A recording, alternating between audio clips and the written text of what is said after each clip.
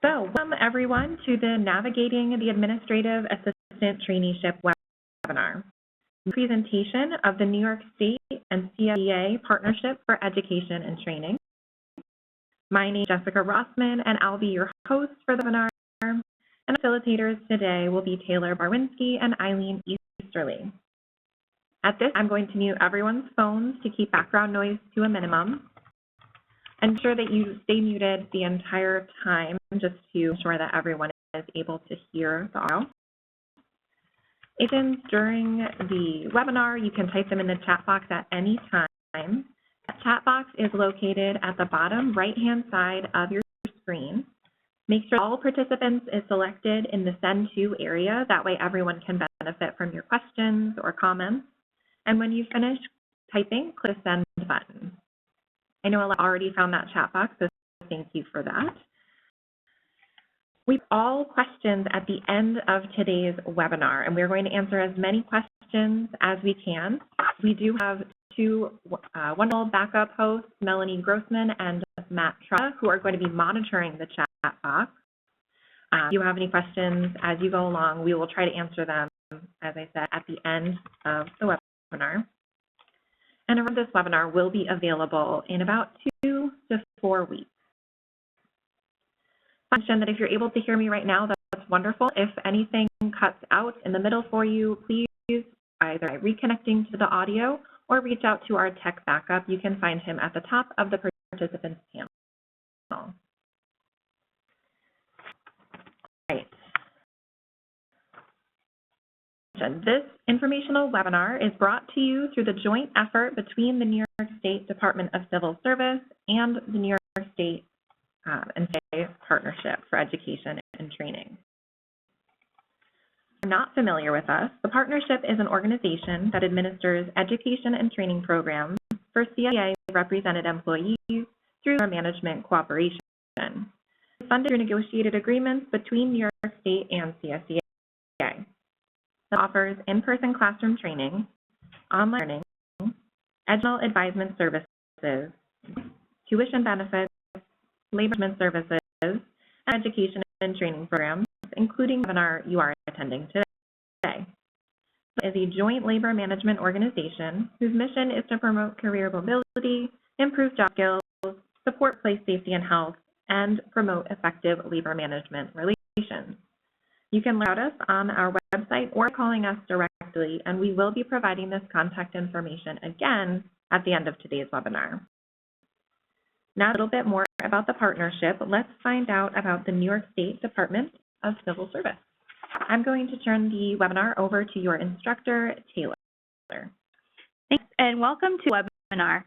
My name is Taylor Barwinski, and Eileen Easterly is also here to present today's webinar. I work in the Career Mobility Office within the Department of Civil Service. Eileen works for the New York State and CSEA Partnership.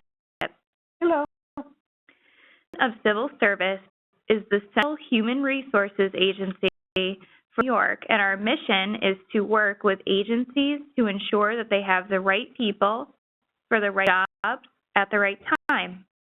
The Career Mobility Office serves as a resource for employees to understand their mobility options within New York State and empower them with the tools to seek out new opportunities to better their careers. So we're here today. We'll be discussing how to navigate the Administrative Assistant Traineeship. Specifically, we'll summarize the changes to the title structure from the Secretary Title Series to the Administrative Assistant Title Series. We'll identify the eligibility criteria to qualify for the Administrative Assistant Traineeship, how to do the traineeship. We'll examine the coursework requirements, and finally, what options are available after completion. We'll explore mobility options that the new title series provides. First, let's take a look at what has changed with the title structure. So what is the title structure change exactly? Within the Department of Civil Service, The Division of Classification and Compensation has restructured certain titles with the goal of modernizing and streamlining state titles.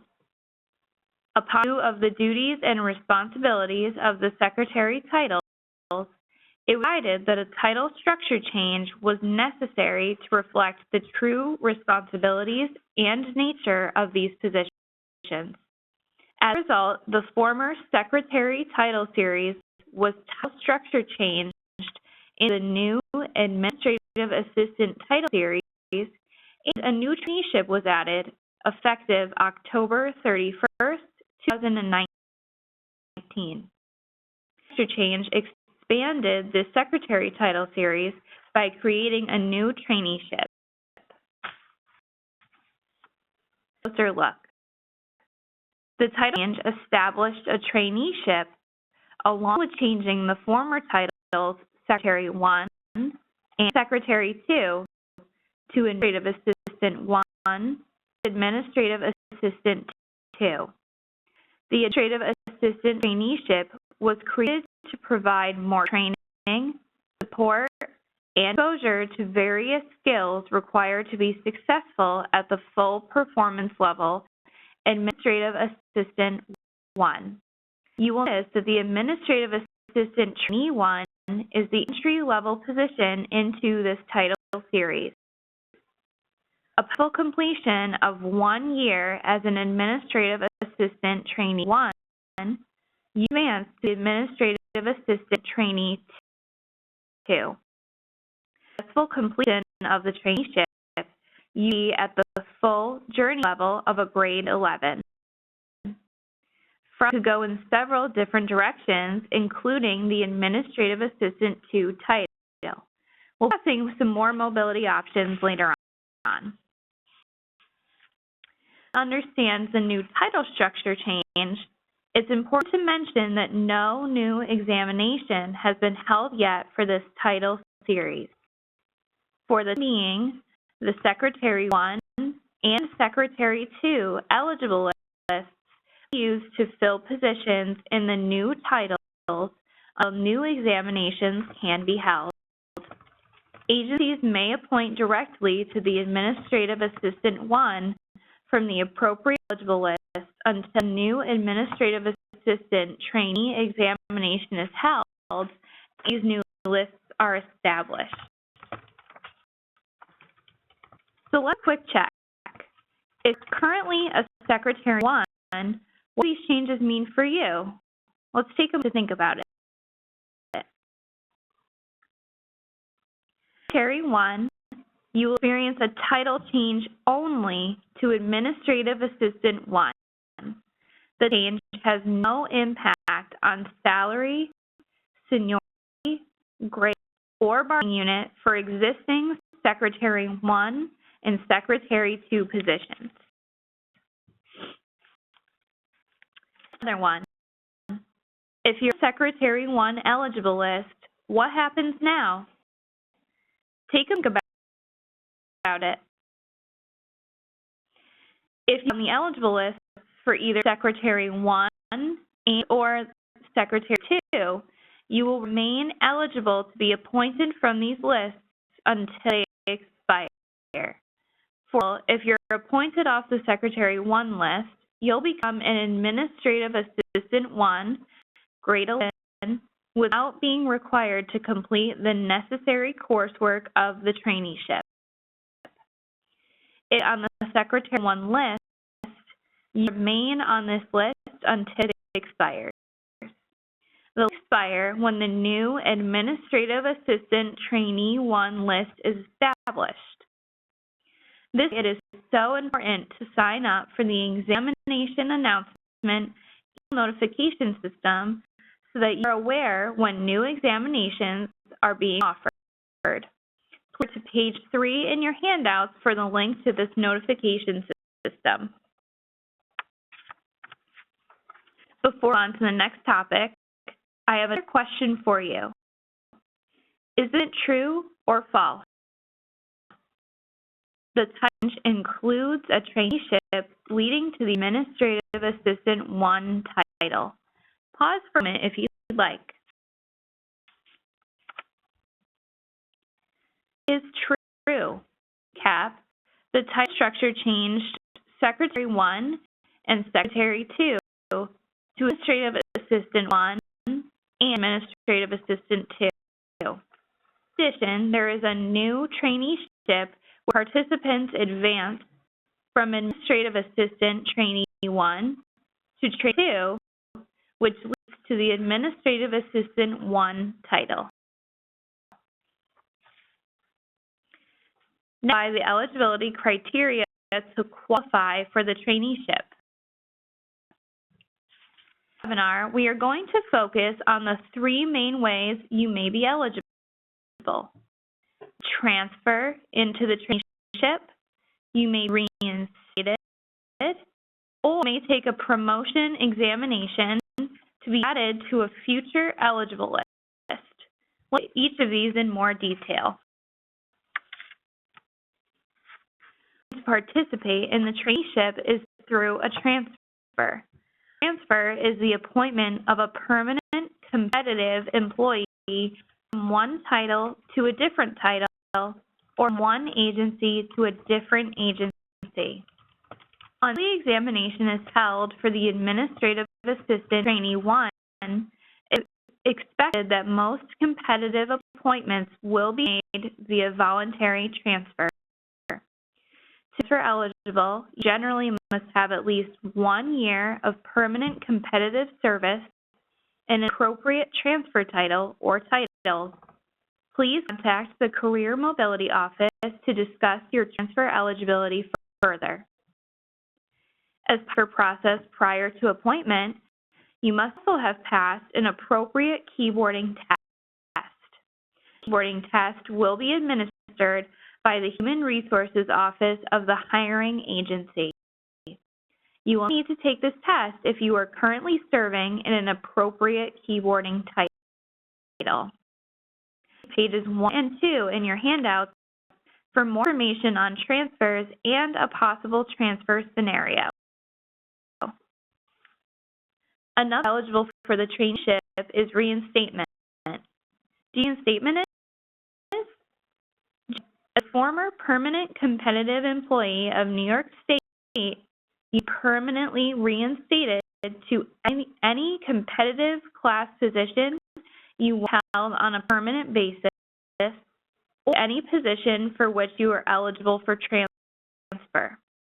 For example, if you previously served in the Secretary 1 title, you may be eligible to be reinstated as an Administrative Assistant 1, grade 11.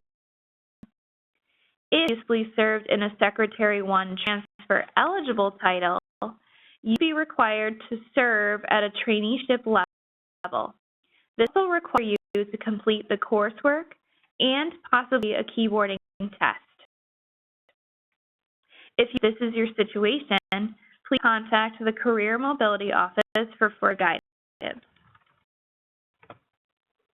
Finally, you may be eligible for the traineeship by taking a new Administrative Assistant Trainee 1 promotional examination. The examination is not yet released and is tentatively scheduled to be announced on March 27, 2020. These dates are subject to change, so it is always a good idea to keep track of upcoming examinations by subscribing to the examination announcement email notification system on the Civil Service website. We have a link to this in your handout. As to eligibility options, let's take a look at an example. An Office Assistant 1. From position, you may be eligible to transfer to an Administrative Assistant Trainee 1. Please keep in mind that this is just one example. There are many other titles that are eligible through transfer, future promotional examinations, or reinstatement. Before we move on to discussing the coursework, let's do what we've just covered. Is meant through or to gain eligibility for the traineeship, should reach out to the Human Resources Office as a hiring agency. If you can pause for a moment to think about this a bit. answer to this question is true. As there are a few ways to be eligible for the traineeship, including the future eligible list, transfer, and reinstatement. Situation is dependent on your experience. We recommend that you contact the human resources person at your agency. If you feel more comfortable, you can also contact the Career Mobility Office to further discuss your eligibility. It is important to note you may be eligible for the traineeship, but until your agency processes your appointment, you are not enrolled in the traineeship. Your agency will also track your progression through the traineeship and will handle all paperwork related to your title changes. So a bit more about what the title change is and who is eligible, let's take a closer look at how to complete the traineeship. To tell us, I'm going to turn the webinar over to your instructor from the partnership, Eileen. Thanks, Taylor. At this point, I want to talk to you about the traineeship coursework. From a moment ago, just completing the coursework won't put you into a traineeship position. Having said, if you want to take the traineeship courses, even though you aren't in a traineeship now, you can certainly do that, and it may help you in the future. And once you are officially a Trainee 1, you have to complete the mandatory coursework within 1 year. I think of it as kind of like a clock starts ticking when you're appointed to Trainee 1. If you complete that coursework in your first year, you'll not be able to be moved on to that administrative assistant Trainee 2. Now, advance to Trainee 2, you must then complete your elective coursework, again, within a year. Okay, it's up to your agency to track your completions of mandatory and elective coursework. Okay, a closer look at the coursework and how it was selected. It's important to understand that the coursework for the traineeship lines up with 4 core competencies or skill sets.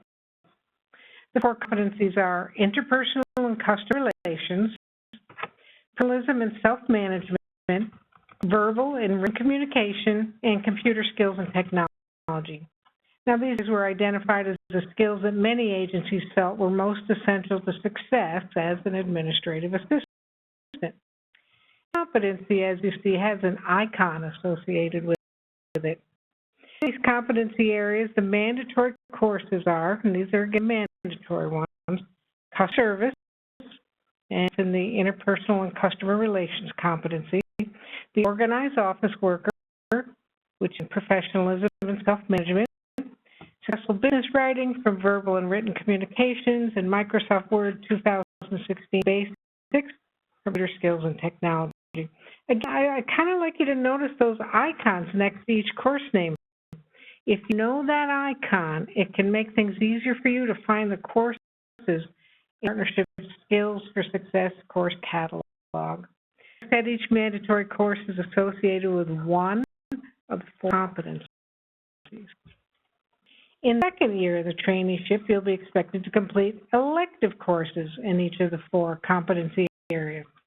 Now, there are no course names in the boxes this time. That's because the elective courses will be tailored to each person in the traineeship. In other words, it could be different for every different person. Partnership has provided several elective options in each of the 4 competency areas for you to choose from. But as you may have guessed, you can't use the mandatory courses to count as electives too. It is your agency to choose which of the electives will be best for the trainee based on the position being filled. So if you're in a traineeship, it's very important to reach out to your agency before you sign up for electives. Let me give you an example. Say you work in a human resources office. Your agency may want you to take extra training in Microsoft Word, and that would be in the computer skills and technology competency. But look at an office that does a lot of financial work.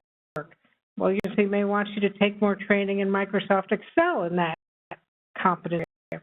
It really depends on what you're going to be doing and what your agency or location needs. Understand a bit more about the requirements and the targeted competency areas. How do you actually complete the coursework. The New York State and CSEA partnership offers opportunities for you through in-person courses, online certificate programs, and webinars to help you do that. But if you're able to take advantage of the partnership's offering, your agency may also accept equivalent courses. Let's look at these options in a bit more detail. Instead, the partnership offers in-person options for both mandatory and elective courses for Traineeship. Now, these courses are one full day, and you have to travel to another work site to attend that session. Courses are offered during 2 semesters a year, spring and fall. Like descriptions, dates, times, and locations can be found in the Partnership Skills for Success catalog. Now, you may want to remember that name, Skills for Success, because that's our course catalog. There's a link to that in your handout. Scheduled classes, if they're enough demand at your agency or facility, your agency can request that a partnership course be hosted at your site. This is what we call a worksite training request. In order to be eligible to take in-person partnership courses, you must be a CSEA represented New York State employee. If you do not meet that criteria, you can still enroll, but space permitting. And again, priority will be given to CSEA represented employees. For more information about our course catalog or eligibility for our courses, please see the link to the partnership's frequently asked questions in your handout. Now, to learn is through online learning certificate programs. The partnership was created 4 online certificate programs as an alternative to the 4 in-person mandatory courses. By the same names as the mandatory in-person courses, but they were online in your title, so when you're searching for them, you can figure out which. Certificate programs were launched on February 3rd, 2020, and they will be available through February 2nd, 2021. Again, the online way to complete your mandatory courses. Online certificate programs are a series of short, online courses on a single topic that must be completed by a certain date. And these courses are taken in the statewide learning management system, which a lot of people call SLIMS, and you'd have an Empire Knowledge Bank or EKB license to access those courses. If you're not a CSEA represented New York State employee, you can still take the online learning certificate programs, but instead of getting to the courses through SLIMS, you get that EKB license, but get to the courses through something called the EKB Internet Portal. More information about how to get a partnership EKB license, which, by the way, we call an online learning license, contact the partnership. So CSEA New York State represented, contact the partnership. If you're a New York State MC or PEF employee, go to the Governor's Office of Employee Relations to get your EKB license. And anybody else who might be eligible for the traineeship should contact your agency's training director to get that EKB license. And that's in the eligibility requirements. What are the final type of training offered by the partnership? And again, they're the online way to complete your electives. Live, instructor-led, 1-hour courses that you can take anywhere in the state. Webinar participants will need internet access and either headphones, computer speakers, or a phone connection to hear the audio. Because they're shorter than the in-person courses, trainees must take webinars to meet the elective requirement in a particular competency area. So 4 webinars equals 1 in-person elective course. Webinars are only available as an alternative for elective coursework. Courses are offered 3 times a year, spring, summer, and fall. They're offered in the spring and fall Skills for Success catalog, as well as the summer webinar series, which is typically offered in July. Eligibility to attend webinars is the same exact thing as it is to attend our in-person courses. That is, non-CSEA represented employees are admitted only as space permits. And if you can't attend a live webinar, you can view a recording in Slims or on the partnership's YouTube channel as they become available. These are the final way to meet traineeship coursework requirements. The third option if you can't take the standard partnership course offerings. Having said that, only your agency can decide what courses and training opportunities are sufficient to meet the traineeship coursework requirements. You know, some examples of equivalent courses might be like college courses, BOCES courses, and specific training. If you have questions about this, we recommend reaching out to the contact at your agency directly. Okay, so we know more about the traineeship requirements and the different ways of completing them. Let's do a quick review. As you learned earlier, in year one, Trainee 1 participants must complete 4 mandatory courses.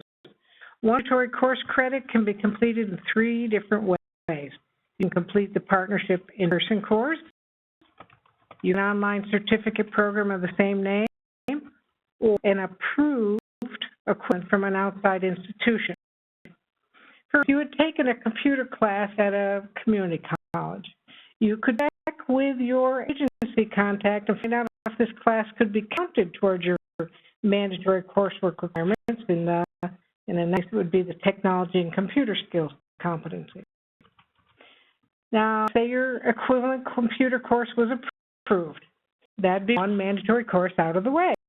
You still have more to take, so say you took 2 in-person partnership courses for 2 of the other competencies. If you want to, you could complete a certificate program for the last. That can kind of mix and match how you take the mandatory courses. It is important to remember, though, there are 4 competencies and 4 mandatory courses. However you take them, you need one in each competency area. 2, Trainee 2 participants must complete 4 elective courses. Once again, you must choose an elective from each of the 4 competency areas. To mandatory courses, there's more than one way to complete an elective. You can either take one in-person course or webinars, and again, those webinars would have to be in a single competency area, or receive credit from your agency-approved equivalent. For example, in the verbal and written communication competency, the partnership currently offers 4 webinars: vocabulary, professional email that gets results, respectively, and essentials of report writing. If you took all 4 of those, that would satisfy the elective requirement for that competency. If you could also take a single in-person course instead, such as our course Writing Successful Email, or you could receive credit for an agency-approved equivalent. Please understand, this is just an example. As you remember, you need to work with your agency representative and probably your supervisor to figure out what your particular electives will be. To summarize the coursework requirements, I have a question for you. Can you take college courses to fulfill the requirements of the traineeship? The answers are yes, no, and no. So think about your answer. The answer to this question, if you've been listening to me, is me. Because it depends on whether your agency approves the course as an equivalent. Again, before you sign up for any alternative course to the traineeship, we do recommend you talk to your agency contact person and make the equivalency is going to be approved. Before on to the next topic, I want to talk to you about timing. Through the webinar, we've mentioned that you must successfully complete your mandatory and elective courses within the specified time period. All mandatory courses for the traineeship will be offered in spring 2020 and be filled on a first-come, first-served basis. The Department of Civil Service to figure out the greatest areas of need within the state, and that's where we're offering courses, those locations for spring 2020. Demand will determine how and when these courses are offered in the future semesters. Don't worry, there'll be additional opportunities to take those courses. Now, once a traineeship is completed, there are several opportunities available to you. And to talk about that, I'm going to turn it back over to our instructor from the Career Mobility Office, Taylor. All right. So, Eileen, so once advanced to the traineeship, your title will be Administrative Assistant 1, grade 7. You can investigate promotion opportunities such as the Administrative Assistant 2 examination, or you may be eligible for transfer to another title series. You may be eligible for transfer to after completing the Administrative Assistant Traineeship. We encourage you to visit the Title Transfer Matrix. You can link to this in your handouts. Some possible transfer opportunities include Accounting Trainee 2, that's a grade 12, Science Examiner 1, that's a grade 13, or Programming, another grade 13. Note that normal transfer eligibility requirements apply here. In addition, some of these transfer opportunities may have special requirements, such as a keyboarding test. Requirements are listed at the bottom of the title transfer matrix. To transfer to an accountant aide trainee 1, you must complete 6 semester credit hours in accounting, auditing, or taxation courses. Once you traineeship, many opportunities are open to you. One more question for all of you. We'll go to explore future opportunities once you complete the traineeship. The matrix on the Department of Civil Services website is a great place to start. Be mindful of special requirements related to the transfers, such as demonstrating language proficiency or certain coursework. It's time this webinar to a close. Thanks for being with us today. We know we've covered a lot of content about the title structure change, eligibility for and completing the traineeship, and future mobility opportunities. If you want more information, we definitely encourage you to check out these additional resources, all of which may also be found in your handouts. First, the New York State Department of Civil Service has created a list of frequently asked questions about the title structure change and eligibility for the traineeship. If you have a question, we recommend starting there. We included links to helpful pages such as the Administrative Assistant Trainee 1 description on the Glossary of Titles Inquiry Tool and the Title Transfer Matrix for Section 70.1 Transfer Determinations among clerical, keyboarding, and office aide titles. If you have information on how to complete the coursework, we've also included a link to the New York State and CSEA Partnership Frequently Asked Questions page, as well as their latest Skills for Success course catalog. Once we hope that you've found the information we've discussed in today's webinar helpful to you. Please feel free to contact us if you have any additional questions or need additional information not provided by the resources today. And now I'm going to turn it back over to Jessica so she can wrap up the webinar and we can start the question and answer period. Thank you, Taylor. Mentioned at the start of the webinar, we have been keeping track of all of your questions from the chat box. We have heard from Matt Trotta and Melanie Grossman. They've been doing a wonderful job capturing all of those questions, and thank you all for sharing them with us. So we are going to start pretty much at the top of the list and work our way down. We're going to answer as many questions as we can. If there are questions related to your personal work history, we may not be able to answer those today. We would encourage you to reach out to the Career Mobility Office after today's webinar. They'll be able to help you if you have very specific questions related to your personal work history with the state. With that said, we will stay for this question and answer period, but if you do have to leave, please remember this webinar is being recorded and it will be available in about 2 to 4 weeks. It will be available on our website, the partnership's website, as well as the Department of Civil Service.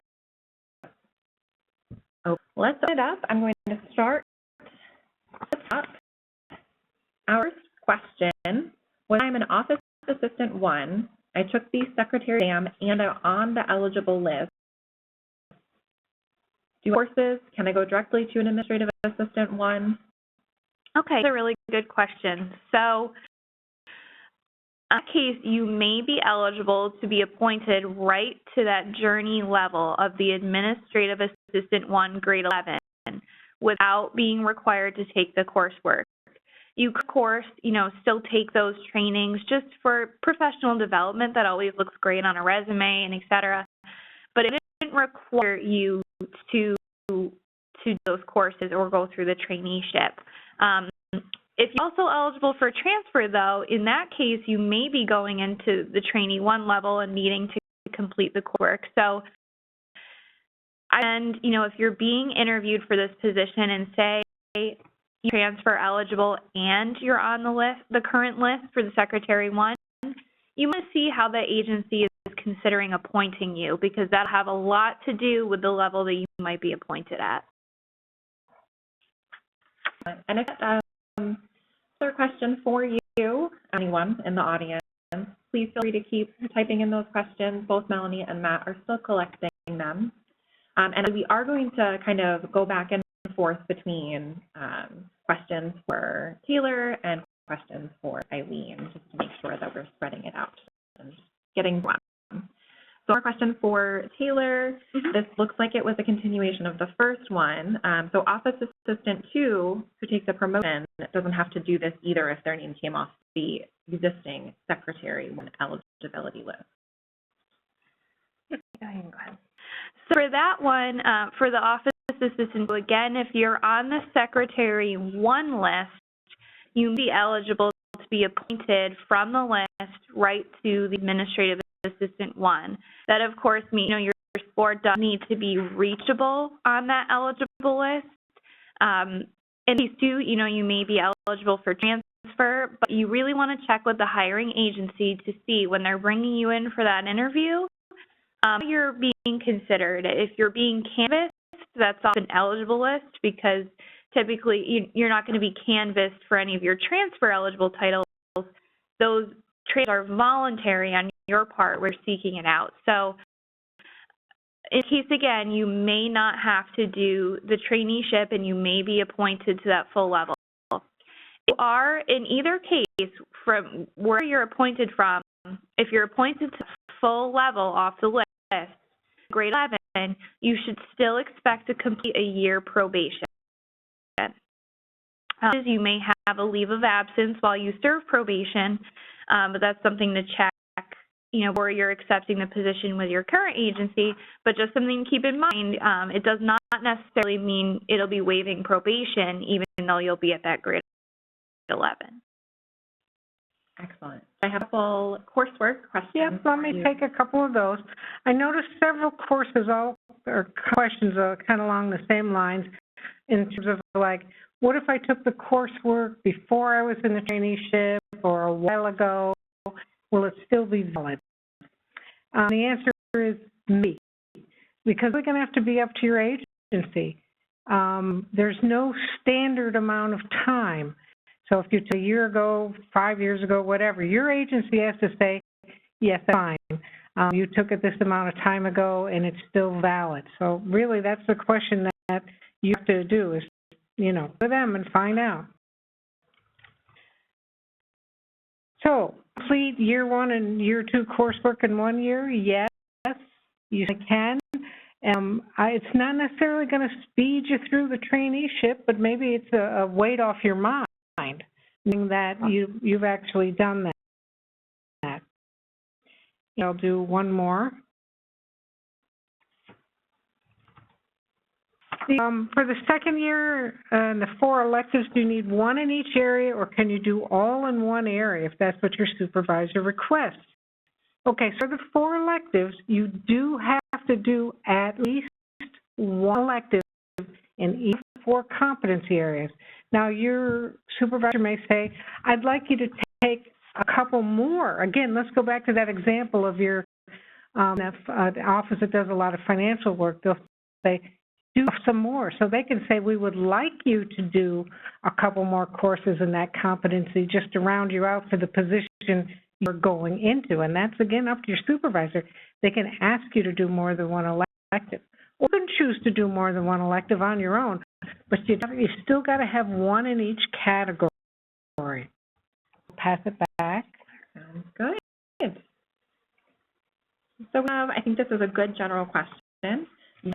This question was, are these positions only for permanent competitive employees? And I think the positions they're referring to are both the trip and consulting. Yeah, I think I have another colleague here with me today, also from the Career Mobility Office. Her name's Jessica Henkel. So she's also going to be jumping in and providing her expertise as well. So Jess, what are your thoughts on that? So kind of, mostly yes, they are going to be permanent competitive. This is going to be filled typically through promotion exam. On very rare cases, there are instances where an agency can sometimes make a title, non-competitive, for example. But I really don't think we're going to see that a whole lot here. And just due to the nature of the position and that it's going to be a promotional examination, it's competitive, right? And that people are going to be able to transfer into it. We're expecting mostly permanent competitive, but of course with anything civil service law, it's almost like we can't really put every position because there's some going to be outliers. Question though. Were there any other questions that kind of caught your eye, or? There is one kind of jumping. So let's see. There's a question about. I just lost it. So someone had asked. They wrote. So you're saying that if the agency hires an employee now as a promotion, the employee does not have to take the courses because a new test is not available yet. So there's just a couple things I wanted to clarify there. A promotion defined civil service law is the appointment from either a promotion or a transition eligible list. So for an exam. A common misconception that comes up there sometimes is that upward transfers, say from grade 9 to a grade 11, they're not considered promotions. So I just kind of want to put that out there in terms of what you define as promotion. A promotion is only when you're being appointed off that transition or promotion list. So if you were appointed off, say, the Secretary 1 list now, that is a promotion list, so you do not need to take the courses or the traineeship. And you're correct, the new Administrative Assistant Trainee 1 exam is not yet announced, but we did mention in the webinar that right now it's on the tentative examination schedule for it to be announced on March 27th, so in just over a month. So once that new exam is and the new list is established, from that point, Secretary 1 list will be expired, so we certainly encourage you all to take it. So there's kind of a limited amount of time left where you'll be able to be appointed straight to the grade 11 from Secretary 1 list, just because that we expect that will expire in months once the new lists are established. There's another question here. Sorry, Ben, that we keep getting frequently too. We see a lot of office assistant twos are curious about where they would land if they were to enter into this traineeship. It's to keep in mind that with this traineeship, a lot of things under agency jurisdiction, and one of those things under agency jurisdiction is going to be the appointment level. So while you're an office assistant 2 now and you're a grade 9, even if you were to start out at a trainee 1 grade 8, it doesn't necessarily mean that you'd be taking a cut in your pay. You can always work with the hiring agency if it's not your agency already, and just kind of know what you're comfortable with, what your current figure is, especially if it's only a difference of 1 salary grade. A lot of times agencies are willing to work with people. Plus, as you move throughout the traineeship, of course, that figure will change. So, don't be to hop into the traineeship if you're interested in it, just because you'd be heavily going down 1 salary grade for a year. But the takeaway is that the agencies can appoint you to either the trainee 1 or the trainee 2 from the MLA 2. Mm-hmm. That was a good theme in the questions. A lot of folks were asking similar questions, maybe a bit more specific, but I'm hoping that that answered some of those questions we have been getting.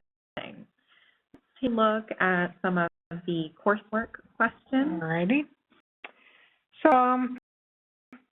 one of the come up is, do employees have to charge time, vacation and so on, one of these one-day courses?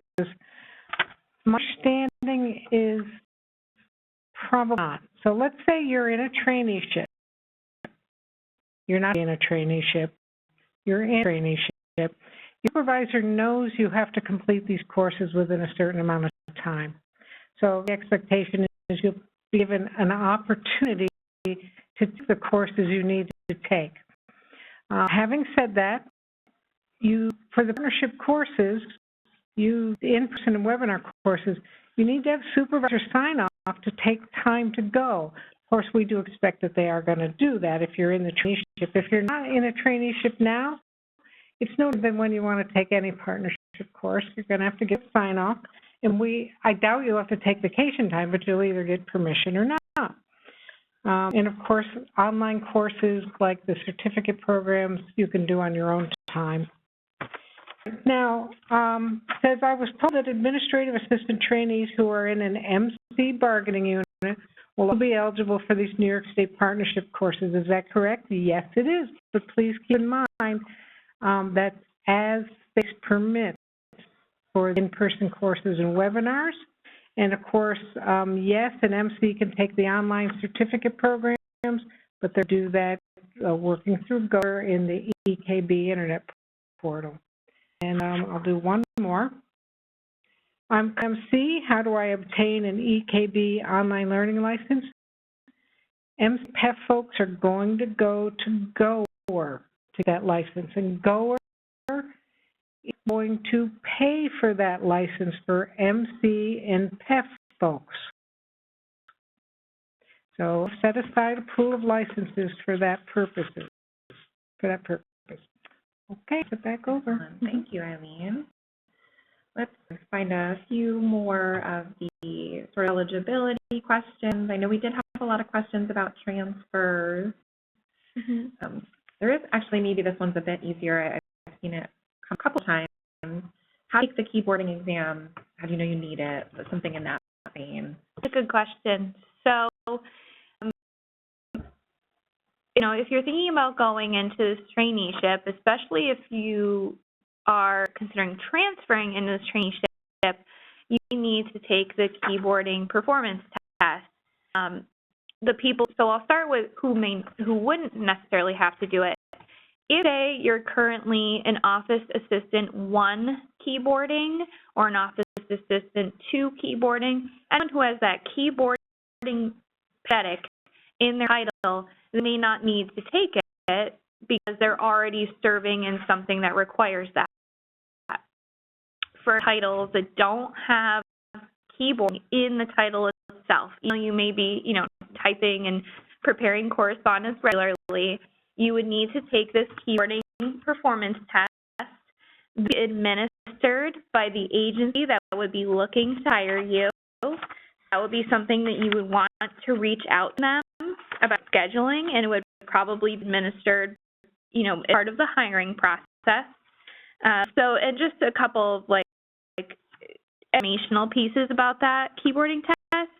Candidates would be required to pass a typing test and illustrate your ability to enter text at a rate of at least 30 words per minute with at least 96% accuracy.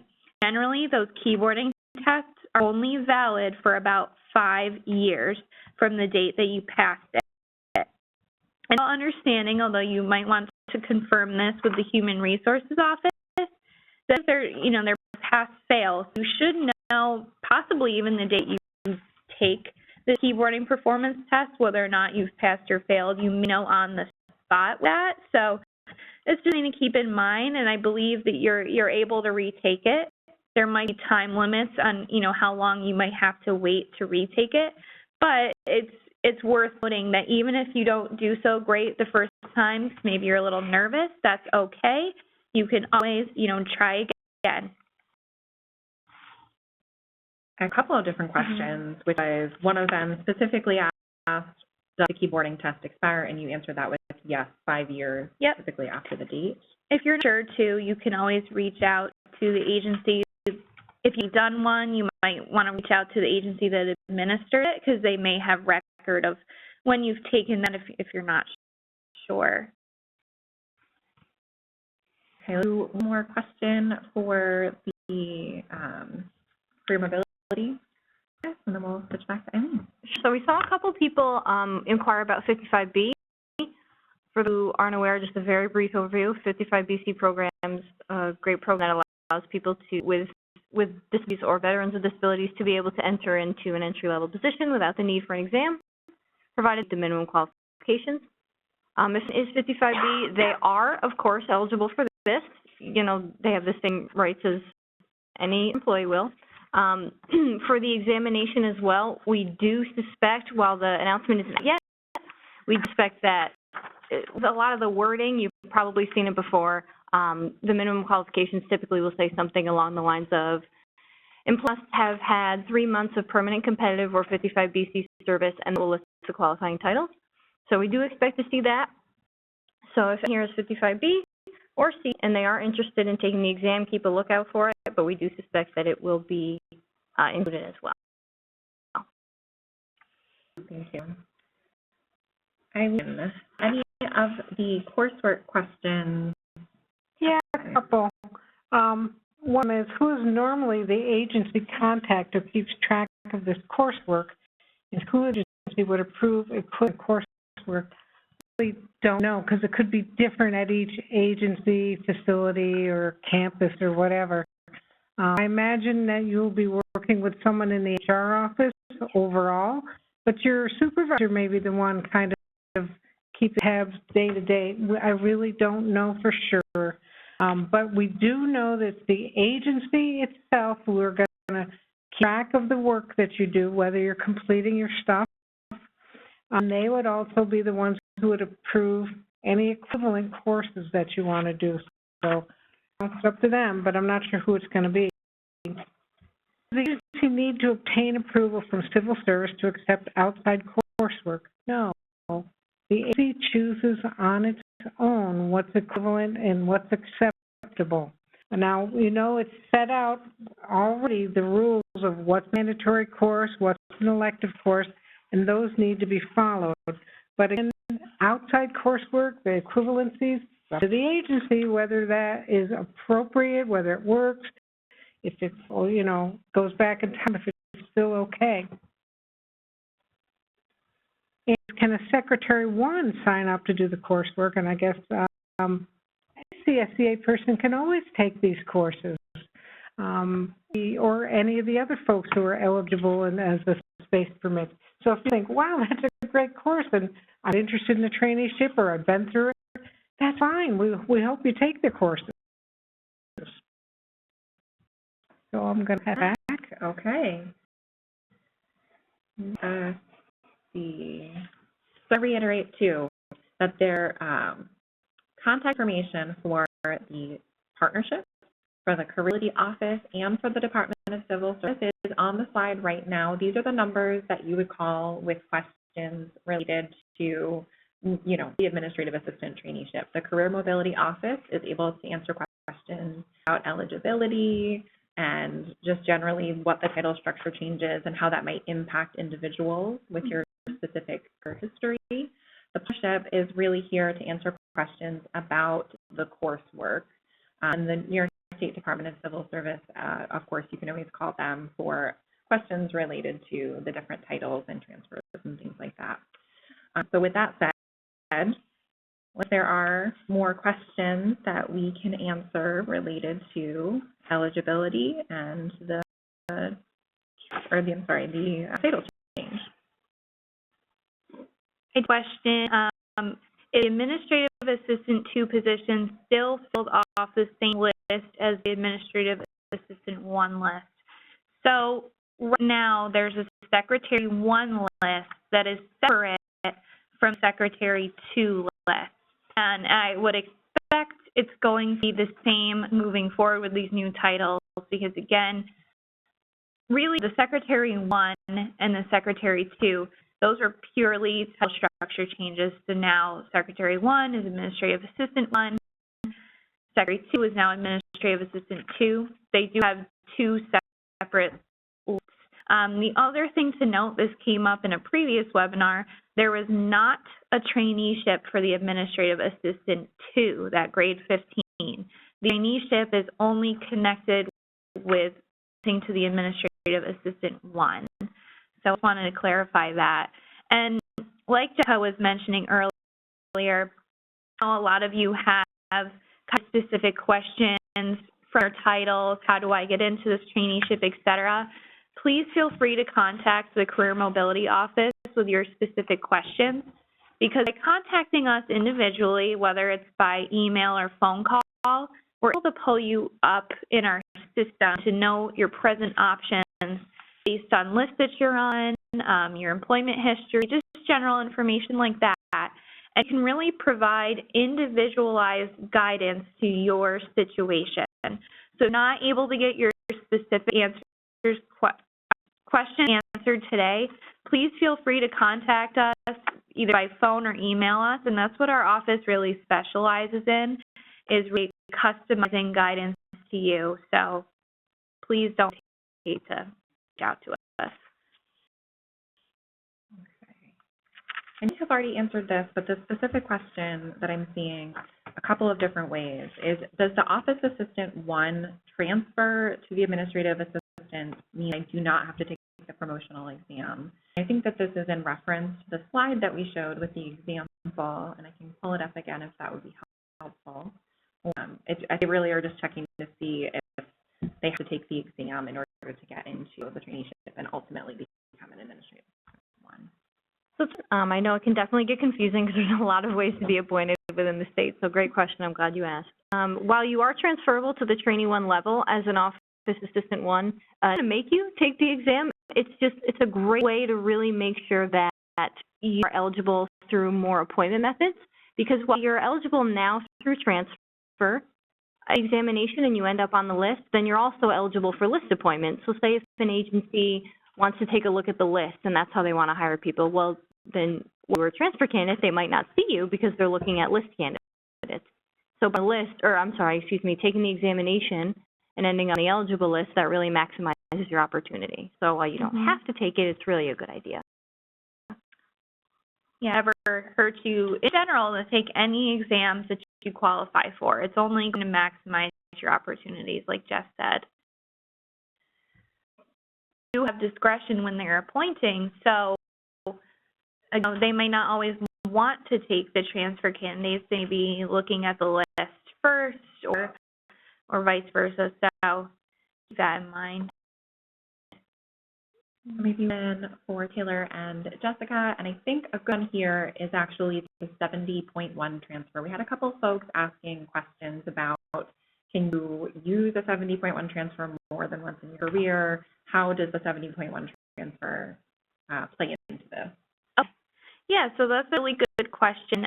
70.1 transfer can certainly be used here. In fact, that would mostly be the only main transfer method that you would see to get into this traineeship. 70.1 transfer is based upon your current title. It must be within 2 salary grades of your current title, whatever you're transferring to. And we kind of touched on this before, but the normal transfer requirements apply here. So generally, in order to be eligible for transfer, you would typically at least 1 year of service in your current title before you're eligible for transfer. And like I said, it may not result in a more than 2 salary grade increase. You can certainly transfer more than once using 2.1 transfer during your career. Limits exist would be with consecutive upward transfers.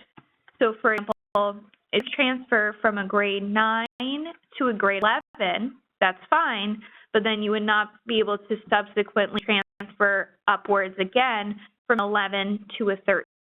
You need to take an examination or complete a traineeship in order to be eligible for further upward transfer.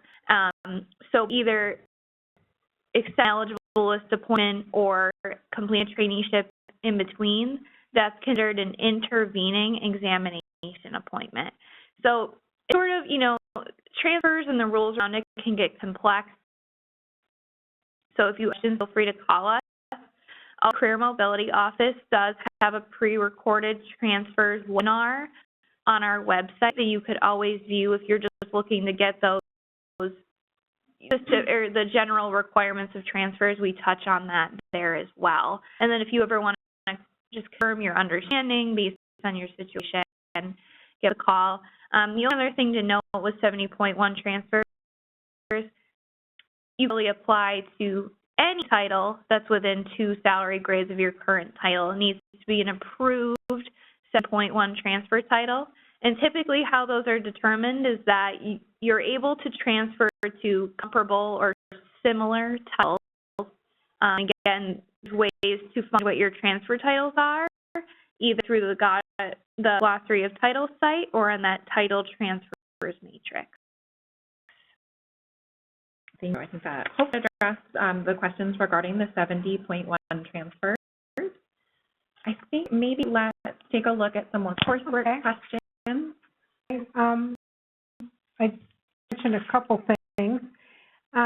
It's the questions, is coursework required to be appointed to two? Well, remember, first year you need to do your mandatory courses, and would need to be completed, I think, before you could move on to trainee 2. So keep that in mind. And another question was, if we took agency trainings here at a facility, count? Well, it might count. That's one of those out equivalencies. So your own agency, remember, decides whether an equivalent course is appropriate or not for the stand-in for a mandatory or for an elective course.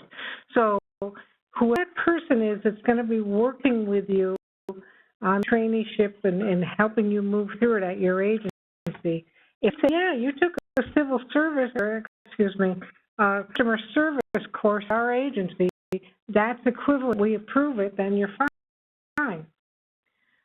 Okay. So the question is your employer to appoint you to traineeship or just approve you to take the course? Now, this is an appointment into a job. So it's going to go the same way any hiring thing is done. Now, when you're in the traineeship, your supervisor is going to approve you to take the in-person or webinar courses, because you're away from your normal work location for that day, so they need to approve that you're going on a particular day. Okay, so and I'll do one more. I think I'm kind of just pulling between the lines here. I want to mention a couple of things. It's a great way to keep track of the coursework that you've taken. Let's say you're doing equivalency type courses. You're going to need like maybe a transcript from the college where you took that course or that BOCES. Or you're going to have some sort of sign off that you took that agency training, and then it's been because again, you're going to have to prove that you did this and hand that proof to the person who's tracking the work you do in the traineeship at your agency. So keep track of those things. SLMS is a great way if you are in SLMS. Okay, Eileen, I think that's very helpful.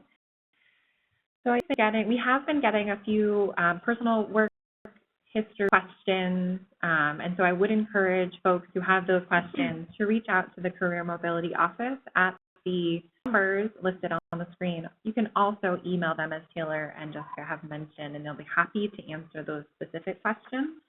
We'll take a look at the questions to see if we can find one general that we can answer and that might help a larger audience. Any stick out to you? Well, the only thing I want to clarify quick too, like Jess said, we're definitely happy to answer questions related to your scenario. The only thing that we would not really be able to address would be anything related to salary, where you might fall in terms of that. So if you have any questions on that, unfortunately, the Career Mobility Office and the Department of Civil Service could not answer questions related to that, just because we as an agency really aren't involved in that calculation or determination process. That would be something to ask the human resources, the hiring agency, when you're going through that. So. It's a little less general, but one thing I did notice is that people had some follow-up questions regarding appointment to the middle of the traineeship. So, for example, if possibly your agency could consider you putting you at a trainee 2. The mandatory coursework does still need to be completed in order to be into the trainee 2. So when we say agency jurisdiction, it's possible that, for example, you were an office assistant 2, and you took the mandatory coursework while you were an office assistant 2, and you showed your agency, and then they had a vacancy for this traineeship. They could say, in that scenario, well, we see you completed the mandatory coursework, and we will consider you putting you at the trainee 2 level, but that would still need to be completed. Some other people also asked, if you go into the trainee 2, is that course still required? It is still required. I did also see some follow-up questions asking, what finish the coursework, so say you're trainee 1 and then you finish the mandatory coursework 6 months in. You do still have to complete the 1 year as a trainee 1. Yes, as long as you've completed that requirement, you do advance to the trainee 2 automatically. You don't have to take another exam or anything. And then you're a trainee 2, if you complete elective coursework, it is possible that your agency can consider advance, but again, that's completely under their jurisdiction. You do still have to hit all the minimum requirements of that. I know that was a little bit more convoluted, but I do still see a couple of that theme coming through the chat, and I just want to make that a little more clear. Along those lines, whenever in any traineeship, not just this traineeship, you should expect to be on probation for the length of your traineeship. So you'll be on probation for all of your years as a trainee 1, and then from your trainee 2. So just know that in any traineeship, like I said, expect to be on probation. If you're transferring in, or if you were appointed from a list, in cases, and this is something you could verify with the Career Mobility Office, you might have a probationary leave of absence from your current title, or those are also commonly referred to as like a hold. So if you ever want to verify that you'll have that leave of absence in place, that's something to talk with your agency about, or you can also talk to us and we can give you general information on that. But it's something to keep in mind. If you're on probation 2 years, it's nice wherever possible to have that leave of absence in place, just in case it's not a great fit or doesn't work out. That's okay, and you have something to go back to.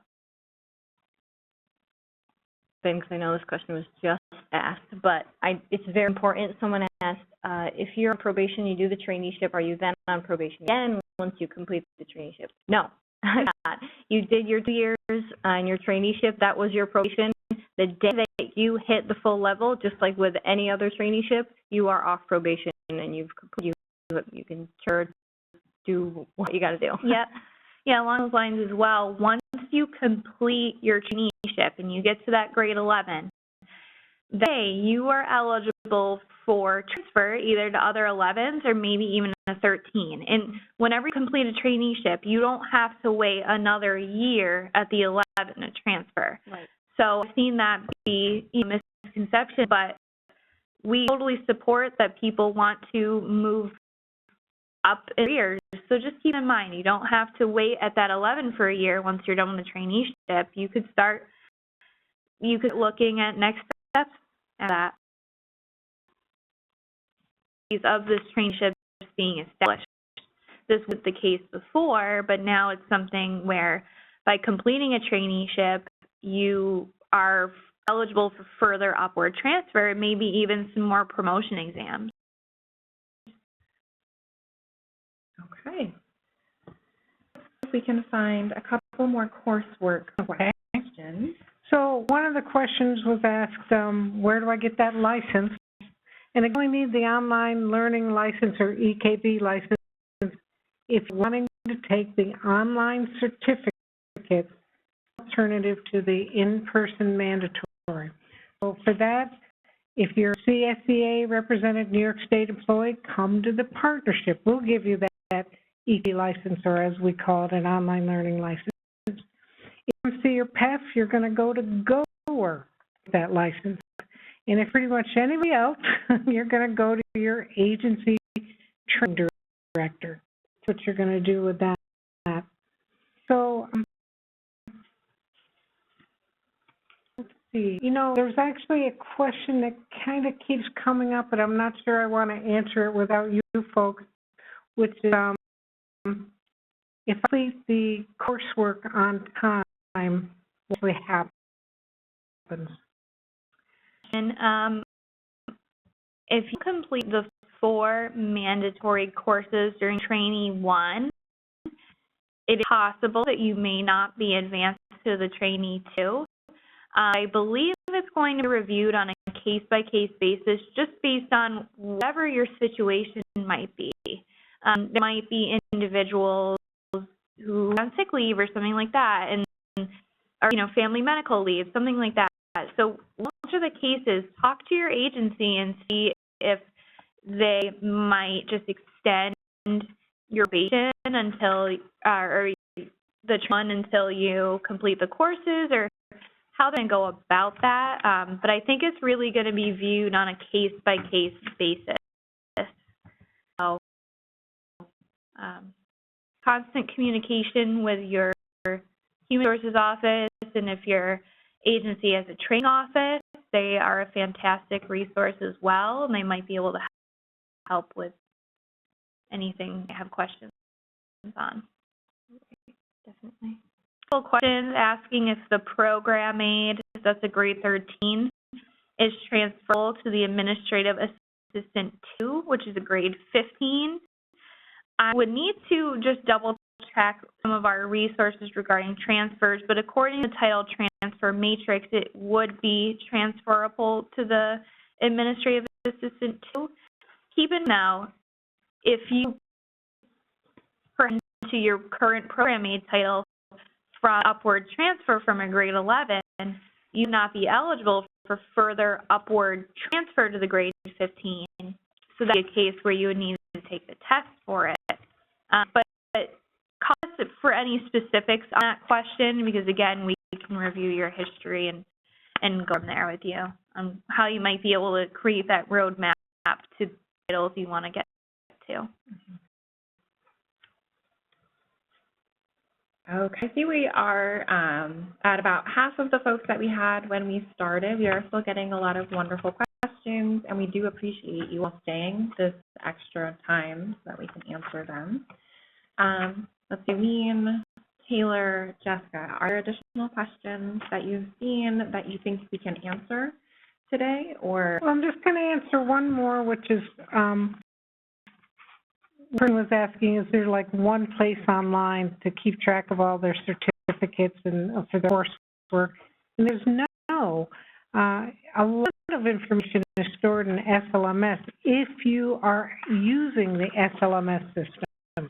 But what we'll say is, if it was me and I was in a traineeship, I would make sure I would print out certificates for every mandatory course I took, for anything, webinar, online learning, anything like that. If I went to a college, do your own. You need to be proactive, and then you're going to give them to your agency. Now, how will your agency track that? I don't know. They have a spreadsheet or a file, or I don't know. But I think you should probably be in control of that. If it was me, I'd want to make sure that I had all things ready to hand in. So that's good advice.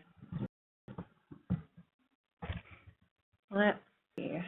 Any additional questions that we feel we can answer here today, or any last words from Taylor, Jessica? I guess the main piece of advice that I would say would be in terms of looking for the vacancies themselves, I've seen a couple questions pop up about where do I find these opportunities. Talk within your current agency to maybe human resources to see how internal vacancies might be posted, because sometimes they're circulated internally before they go to State Jobs New York website. The State Jobs New York website is an awesome place to look for the vacancies. It's updated every day. Almost all class agencies use it, so go there often if you're really looking for those and you really want to kind of start aggressively applying to those to try and get into that. So if you're on a list for things, you don't necessarily need to wait to be canvassed in order to apply. We always encourage people to be proactive and go for it. If you ever have questions on things like your resume and maybe brushing that up, that's another area you could give us a call about. So those are just our general career mobility. We say no matter what, no matter what title you're looking for. Okay, so I think that we might have answered all the questions we could within the space of today's session. If your question was not answered, we strongly urge you to either reach out to the Career Mobility Office. Again, that's questions related to the eligibility for the traineeship, or reach out to the partnership with specific questions related to coursework. Again, our contact information is on the screen. You should have also received 2 handouts, one of which was a copy of the slides today, and the second one should be a PDF that is filled with a ton of great information, again, all of which was covered today. If those things don't answer your questions, there are frequently asked question pages for both the partnership and for the Career Mobility Office. Of course, we're always happy to answer your questions by phone or email. Thank you for participating today. As always, we hope you enjoy the webinar, and please let us know if you have additional questions. I think we're all set. Thank you to our hosts and to our wonderful instructors. Thank you, everyone, for coming. Thanks.